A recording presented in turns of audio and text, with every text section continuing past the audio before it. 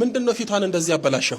በቃ በምን ልምጣ በንብረት መጣው እሺ እንዳለች በቃ ተመስገን በቃ ተበሳጨች ከዛ በቃ አቃተን ሲያቀተን 3 ጎማ ተረተርን ከቃሊቲ አዳማ እስኪገባ ድረስ ብትን ያረግን የሰው ጎማ ሁሉ ብትን እስኮርት ሲወሰድ ብትን ተመስገን አለች በቃ ተመስገን እኔ አላቅም አጣሩልኝ እኔ አልፈልግም ማለት ከዛ መጣና ፊቷ ላይ ድርግም ለምን ከቤት እንዳትወጣ ስራ ገብታ አታውቅም 2 ወር ምንድነው የምትሰራው ፌደራል ፖሊስ ሲያፍ ይረገጥ አላችሁ እንግዲህ ህዝብ ማንም ጀግና የለም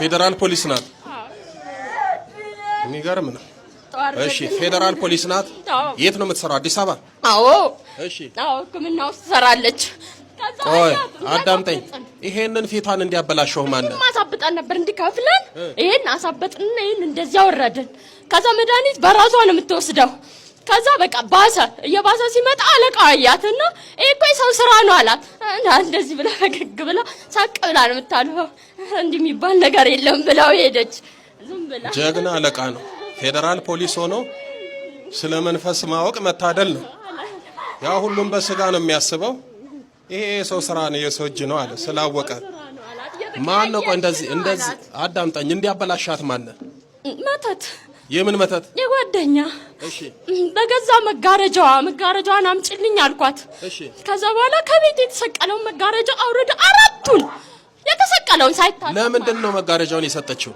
በቃ ተናደድን በቃ ልጅቱ እንደዚህ የሰው መውደድ አላት እንዲሁ ምንም ሆነ አይደለም በቃ በለጠችን ሄደች እሷ እኛ ቁጭ ብለን ሄደች መኪናንም ያለ ነገር አመጣችብን እኮ በቃ መኪና መጣች መኪና ገዛች ተናደዳችሁ ገዛቸው በዚህ ቀናችሁ 5 የላትም ከዛ ሳሰርተን በ800 ብር በእጇ መጋረጃዋን ወስደን በቃ እድሏን ከዛውን ቤቆጭ በቃ ትገባለች ቤት ትሄዳለች ስራ 4 ተኩል ከገባች 5 ሰዓት ከ20 ወይ ከ10 ወጣለች የለችም ማንንም አሰማ ምንም በቃ የለችም ልጅቱ በነገራችን ላይ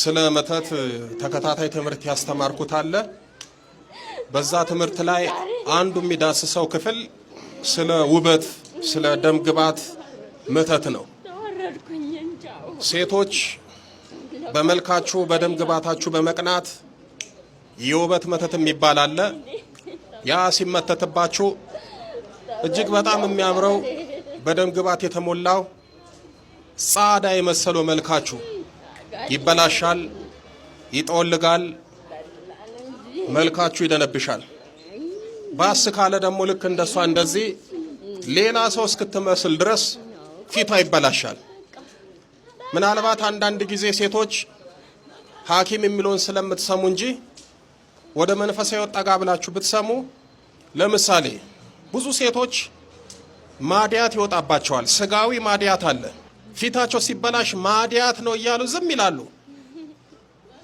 በስጋ ይሆናል ግን ከዛ ውጪ ድንገት መጥቶ ወራችሁ ፊታችሁን መልካችሁን የሚያበላሸው ወይ የዛር ቡዳ ነው ወይ የቡዳ መንፈስ ነው ወይ ደግሞ እንደሷ በመቀኝነት በደም ግባት በመቅናት የሚመተት መተት ነው እንደዚህ አይነቱ ደግሞ ክፋቱ በህክምናው ምንም መፍትሄ የለም ሎሽኑን ቅባቱን ይቀባሉ መድኃኒት ይውጣሉ ምንም አይነት መፍትሄ የለም በአንድ ጊዜ ፊታቸው እንደዚህ ብልሽት ይላል ቀንታችሁ ነው እንደዚህ ፊቷን ያበላሻችሁት እስከ አበሻ ከሐኪም ቤት እስከ አበሻ መድኃኒት ደረስ ከዛ ለእናቷ ስትነግራት ኪዳነ ምሕረት አለች ቆራቢ ናት እናት ተብዬው ማለት ነው እየቆጠረልኝ እናት ተብያት በለናት ናት ሰጥቼሻለሁ አለቻት ሰጥቼሻለሁ ልጄን አደራ እህቶቿም በቃ ትጣላለች ማለት እንትናት ለመፍትሄ ጎበዝ ናት ልጅቱ ወጣናት በጣም እና በቃ ትሄድና ግን እኛ ስንሆን በቃ እናጣላታለን አንፈልጋቸውም በጣም የሚያስጠሉን በጣም ቤተሰቦቿ በቃ ብቻዋን እሺ መተት ሌላ ማን ያለው አይነጥላ ቡዳ አይነጥላ ብቻ ነው የኖርኩት እኔ ትዳሯን አፋትቻለሁ ተመችቶኛል እየበላሁ ነው እየጠጣሁ ነው እየዘነጥኩ ነው በቃ ማንም እንዳፋታኝ ከሷ ማንም እንዳፋታኝ ተመችቶኛል አንድ 83,000 ብር በወር ይገባል 5 የላትም አካውንት አለ እንበለዋለን 83,000 ብር በወር ግን ምንም የለም ፈጃለና አግብቻለሁ ተመችቶኛል ደልቶኛል ማንም አይንካኝ ይላል። በነገራችን ላይ እንዲህ የሚሉ ሴቶች አሉ። ተምረው ጥሩ ቦታ ደርሰው ስራ ይዘው አታገቡም አትወልዱም፣ አሬ ምን ትዳር የምን ልጅ ያለው ህይወት ተመችቶኛል። ምን እኔ ከልጅ ጋር ምን አግማማኝ? ከባል ጋር ምን አታገለኝ? እንዴ ሲንግል ማማ ሆኜ አልኖርም ወይ? ከዚህ የበለጠ ምን ህይወት አለ ብለው የሚኖሩ አሉ። እነዚህ ሰዎች አብዛኞቹ ይኸው እንደዚህ ከአይነ ጥላው ጋር ተጋብተው ነው። ወንድ አንፈልግም ይላሉ፣ ሌሊት እየመጣ ግን የሚተኛቸዋል። ትዳር አንፈልግም ቤተሰብ አንፈልግም ይላሉ፣ ግን ሌሊት ሲጨነቁ ያድራሉ። ተመች አይደለ? እንቅልፍ የለም፣ እንቅልፍ አናስተኛ። ስንት አመት ሆነ ከባሏ ጋር ካፋታ? 8 አመት ሆኖኛል።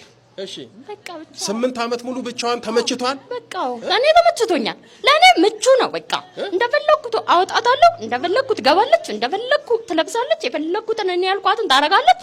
አለቀቻው። ምን ያረጋል ወንድ? ገና ሲደውሉላት ስልክ ትቀበልና ከዛ በኋላ አታነሳውም። ብትሞት ማንም ነው የሚላት። ኧረ እባክሽ ስልክሽን አንሺ ቴክስት ጻፉልኝ ትላለች። ሲጽፉላት ፍቃ ዝም ትተዋለች። የምታረገው አንተ ነው። አዎ እናልፈዋለን። ደግሞ እንትን የሚለን ከመጣ እናጣላታለን ወዲያው ነው። በቃ ብጥብጥ ደናው ሲመጣ ለቁም ነገር ይፈልጋል። ብጥብጥ ነው የምናረገው። በቃ ብጥብጥ ሄዳለሁ ብላ ስትነሳ እኛ መተን ፊቷ ላይ ግልብጥ ሌላ ሰው። እሺ ቡዳውስ ምንድነው የምታረገው? በቃ እኔማ እንደዛ ነኝ። እኔ በቃ መጣና አብሬ ተባብሬ ግልብጥ አርጌ በቃ አትጂ ምን ያረግልሻል? አንቺ ዝም ብለሽ ቤት ውስጥ ቁጭ ብለሽ ቡና አታፈይም እንዴ? ጥሩ ረኮበት አለሽ፣ ጥሩ ጀበና አለሽ፣ ጥሩ ሲኒ አለሽ፣ ይሄው ጎዝጉዘሽው አላታለሁ። ካድማ ቁጭ እንደዚህ ቁጭ ብላው ነው እየካደምክ ቤት ውስጥ ቁጭ ቡናህን እያንቃረርክ ከስራ ሮጠን መጣን። ቡናችንን ሄድን፣ ቡናችንን ወጣን፣ ቡናችንን በቃ አንተ እኮ ተመችቶ እኮ ፏ ብለህ ነው አይደል የምትኖረው? አዎ 83,000 ብሩን ላጥ አደርጋለሁ። ከዛ እሷን ጭንቀት በምንድን ነው እስኪ ገንዘብ የምታጠፋው? እኔ በቃ ጥብዬ ባልባሌ ነገር ያገኘሁትን ነው የምገዛው። ሰውም ደግሞ ገና ቁብ ገብታ ሳይሰጣት እየተበደረች ከአንዱ ተበድራ ለአንዱ ከዛ ስጡኝ ስትላቸው አንቺ ምን አይነት ጨቀጭቂናለሽ የሚለሽም እንዴ ይሏታል። ብቻው ሌላው ተበድሮ ለራሱ ይጠቀማል። ይሄ ደግሞ በስስም እቁብ እያስበደረ እሷን ባደረቀን ልጠይቅ ስትል ፊት ነው የሚነሷት፣ ይጠሏታል። በጣም መጥፎ ሰዎች ነው የሚሏት። ስትሰጣቸው ብቻ ነው ጥሩ። ፌዴራል ፖሊስ ስንት አመት አገለገለች? ረጅም አገልግላለች። ስንት አመት? 20 አመት አገልግል። 20 አመት። አሁንም እንግዲህ እዛ እየሰራች ነው ወይ? ታምር ይገርማል እኮ ይሄ መተት፣ ይሄ ክፋት። ፖሊስ ኃይል፣ ሐኪም ኃይል፣ ህፃናት ኃይል፣ ቄስ ኃይል። እሺ አሁን ሁላችሁም ነው የምትሄዱት? ጠቅላላችሁ በስላሴ ስም ታዛችኋል? ተመችቶኛል። እንዴት ሄዳለሁ? እንዴት ነው በአንዴ ፍቺ የሚመጣው? ስንት ነገር አለው እኮ። ዛሬ ላፋታህ ነው እንዴ? የስንታበት አይማይሆነ የማይደፈር ዛሬ ይኸው እመቤታችን ናት። ቀኗ ነው፣ ድንግል ማርያም ነች። ዛሬ ትፋታለህ፣ ሲኦል ገብተህ ትታሰራለህ። ይሆናል።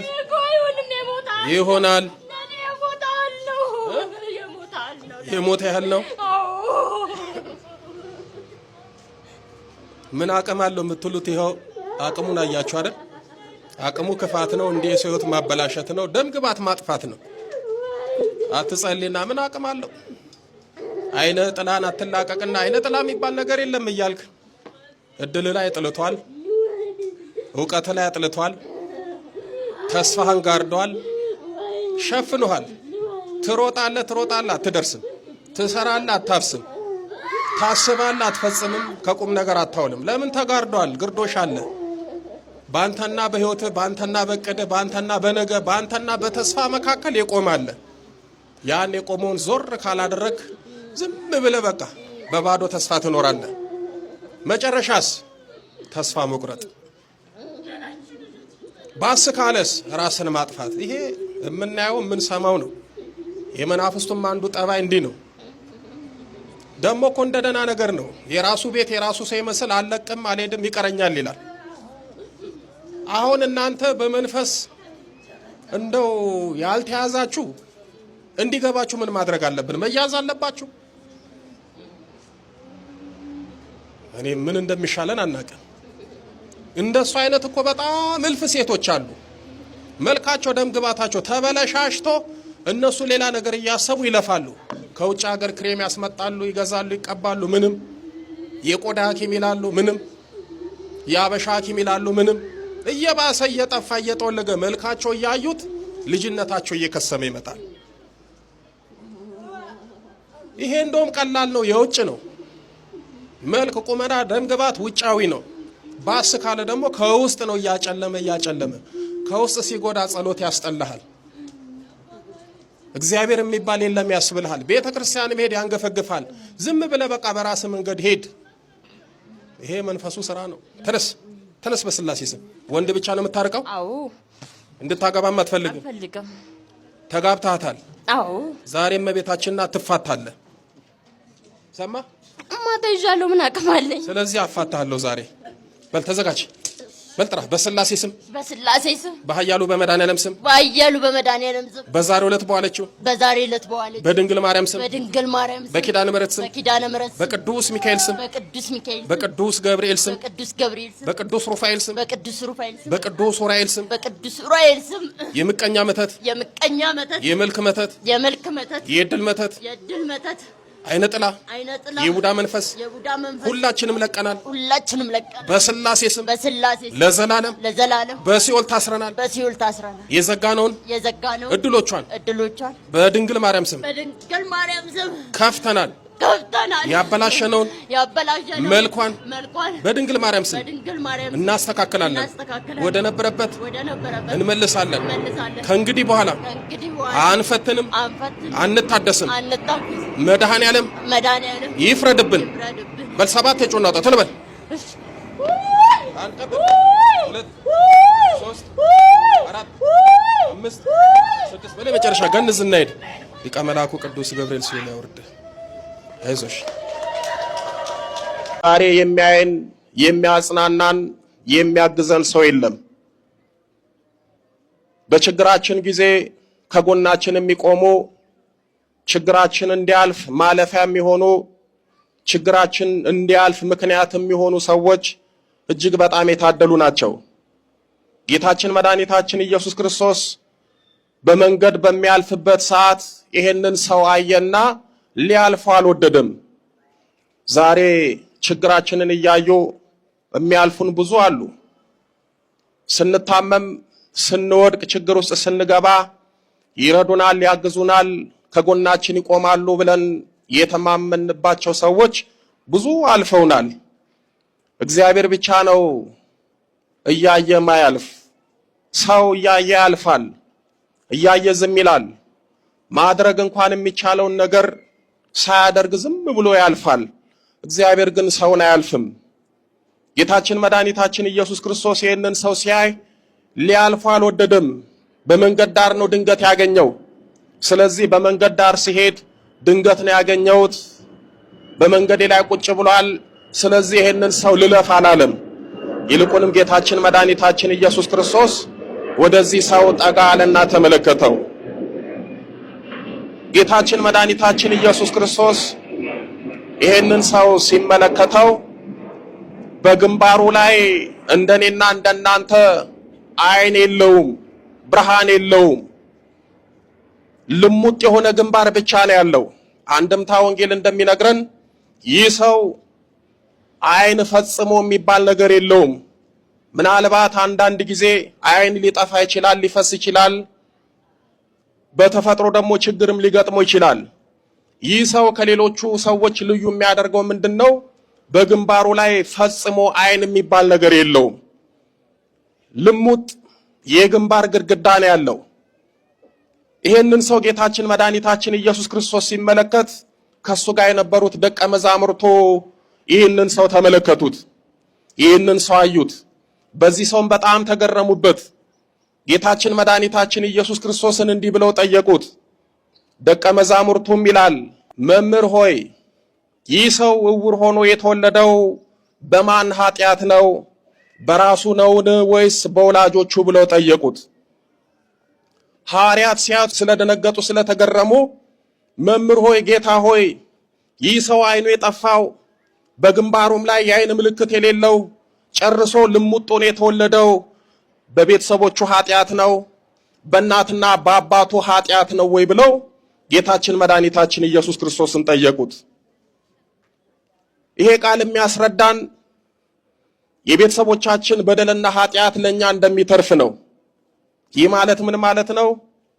ለምሳሌ እናት አባቶቻችን አያቶቻችን እግዚአብሔርን ትተው ባዕድ አምልኮትን ይዘው እግዚአብሔርን ማምለክ ትተው ባዕድ አምልኮትን ሲያመልኩ ለእግዚአብሔር መስገድ ትተው ለዛሩ ለጨሌው ሲሰግዱ የነሱ በደልና ኃጢአት ለኛ ይተርፈናል። ወይም ደግሞ እነሱ የሰበሰቡት ኮተት ዛሩ የዛር ወላጆ በየጠንቋይ ቤት ዞሮ ያመጡት ለዘርዘር ይተርፋል። በዘመናችን የምንሰቃየው አንዱ ይሄ ነው። እዚህ መሃል አዲስ አበባ ላይ ተወልደው ምንም የማያውቁት ምናልባት አያቶቻቸውን እንኳን ላያውቁ ይችላሉ። ክፍለ ሀገር ያሉት በሞት የተለዩት አያቶቻቸው ሲገብሩት ሲንከባከቡት የነበረው ባዕድ አምልኮት ዛሩ ጨሌው እዚህ ለተወለደው ሰው ዕዳ ይሆናል።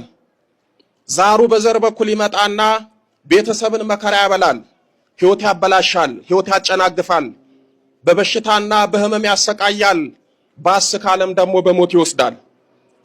ስለዚህ ቅዱሳን ሐዋርያት ምን አሉ? ጌታ ሆይ ይህ ሰው እንደዚህ ሆኖ በእናት በአባቱ ኃጢአት ምክንያት ነው ወይ ብለው እጅግ በጣም ተደንቀው ጌታችንን ጠየቁት። ጌታችን መድኃኒታችን ኢየሱስ ክርስቶስም እንዲህ አላቸው፣ የእግዚአብሔር ሥራ ሊገለጥበት ነው እንጂ እርሱ አልበደለም፣ ወላጆቹም አልበደሉም አለ። እሱም አልበደለም፣ ወላጆቹ ምን አላደረጉም? አልበደለም። ይህ ሰው እንደዚህ ሆኖ መፈጠር ፈልጎ አይደለም የተፈጠረው። ይህ ሰው እንደዚህ መሆን ፈልጎ አይደለም የሆነው። አንዳንድ ጊዜ ችግር ሲገጥማችሁ ያንን ችግር ራሳችሁ ላታመጡት ትችላላችሁ። እጅግራችሁ መታሰራችሁ፣ እድላችሁ መበላሸት፣ ሕይወታችሁ መመሰቃቀሉ ምናልባት እናንተ ያመጣችሁት ላይሆን ይችላል። ያ የሚመጣው ምናልባት በጀርባ በኩል ባሉት በቤተሰቦቻችንም ሊሆን ይችላል። ነገር ግን ጌታችን መድኃኒታችን ኢየሱስ ክርስቶስ በእናቱም በአባቱም አይደለም የእግዚአብሔር ሥራ ድንቅ የሆነ ነገር በዚህ ሰው ይገለጥ ዘንድ ነው አለ። አንዳንድ ጊዜ መታመማችን ለበጎ ነው። እኛ በኃጢአት ነው እንላለን፣ እግዚአብሔር ክብሩን ሊገልጥብን ይሆናል። አንዳንድ ጊዜ ልጆቻችን ይታመማሉ። በሳይንስም በሕክምናውም የሚያስደነግጥ ነገር ይነገረናል። እግዚአብሔር ለምን እንደዚህ አይነት ልጅ ሰጠን ብለን የምናማርር ብዙ ሰዎች አለን። እነዛ ልጆች ጌታችን መድኃኒታችን ኢየሱስ ክርስቶስ እንዳለው ክብሩ ድንቅ ሥራው እንዲገለጥበት እንደዛ ሆነው ተፈጥረው ተወልዶ ሊሆን ይችላል። ስለዚህ አንዳንድ ጊዜ ችግራችን፣ ፈተናችን፣ ህመማችን፣ ስቃያችን ለጊዜው ለኛ ፈተና ሊሆን ይችላል። ነገር ግን የእግዚአብሔር ድንቅ ሥራ ሊገለጥበት ይችላል። ስለዚህ ጌታችን መድኃኒታችን ኢየሱስ ክርስቶስ ይህ ሰው የእግዚአብሔር ድንቅ ሥራ የሚገለጥበት ነው ብሎ ለሐዋርያት መለሰላቸው። በዚህን ጊዜ ሐዋርያት ተረጋጉ። እነሱ አስቀድሞ ያሰቡት ይህ ሰው ሲወለድ ዓይን የለውም፣ ልሙጥ ግንባር ብቻ ነው ያለው።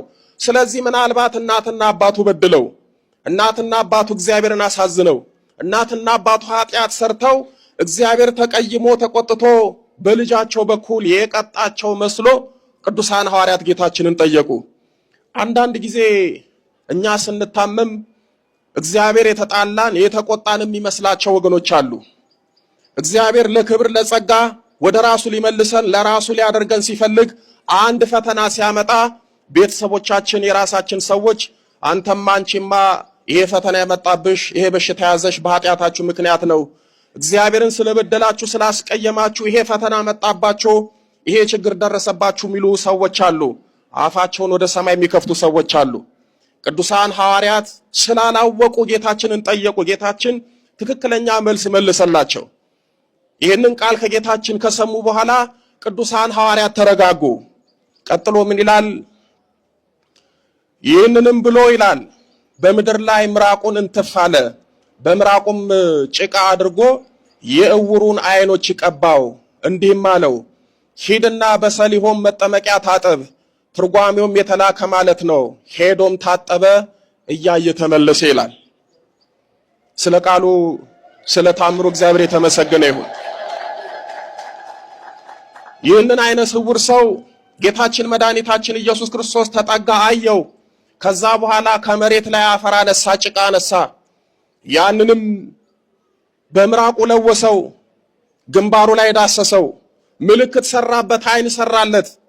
በጣም የሚገርማችሁ ያንን ጭቃ በምራቁ ከደባለቀ በኋላ ወዲያው አልፈወሰውም። ያንን ጭቃ ግንባሩ ላይ ቀብቶ የአይን ምልክት ከሰራለት በኋላ እነሆ ሂድና በሰሊሆም መጠመቂያ ተጠመቅ አለው። ይህንን ቃል የሰማው አይነ ስውሩ ሰው ወደ ሰሊሆም መጠመቂያ ሄደ። ተጠምቆ ሲመለስ አይኑ በራለት፣ ብርሃንን ተጎናጸፈና በደስታ ተመለሰ። ጌታችን መድኃኒታችን ኢየሱስ ክርስቶስ እንዲህ ሆኖ እንዲፈጠር ክብሩና ታምሩ እንዲገለጥ ያደረገው ራሱ ነው። አስቀድሞ በእናቱ ማህፀን ጀምሮ አይን አልነበረውም። በእናቱ ማህፀን አይኑን መሳል አይኑን መትከል ይችል ነበረ። ከተወለደ በኋላ ካደገ በኋላ እነሆ በመለኮታዊ ቃሉ አይንን መትከል ብርሃንን መስጠት ይችል ነበረ። ለኛ አብነት የሆነን ዘንድ ጭቃውን አነሳ፣ ምራቁን ለወሰ። ከዛ በኋላ ግንባሩ ላይ ምልክት አደረገለት። ሂድና ተጠመቅ ነው ያለው። ይሄ ምንድነው የሚያሳየን ካል በቤተ ክርስቲያናችን ያለው የተቀደሰው አፈር በየገዳማቱ ያለው እምነት የምንለው አስቀድሞ ጌታችን ለኛ ወደፊት የነገረን ነው። እምነት ተቀብተን መፈወስ እንደምንችል ነው። ጸበል ተጠምቀን አይደለም ከደዌያችን ለሰው የማይደረግ ለሰው የማይቻል ነገር እንደሚቻል ሊያሳየን ነው። ሰው አይኑ ከጠፋ ምናልባት ጸበል ተጠምቆ አይኑ ሊበራለት ይችላል። ነገር ግን ልሙጥ ግንባር ይዞ መጥቶ ጸበል ተጠምቆ በታምራት አይኑ ላይሰራለት ይችላል። ነገር ግን ጌታችን መድኃኒታችን ኢየሱስ ክርስቶስ አንድ ሰው እምነት ተቀብቶ በእምነት ጸበል ቢጠመቅ አይደለም የጠፋ አይን ቀርቶ ልሙጥ እንኳን ግንባር ቢሆን አይን ባይኖረው አይን ፈጥርለታለሁ፣ አይን ሰራለታለሁ፣ ከሰዎች ሕሊና ከሰዎች ልቦና የሆነ ታምር አድርግለታለሁ ብሎ ሲናገርን ነው።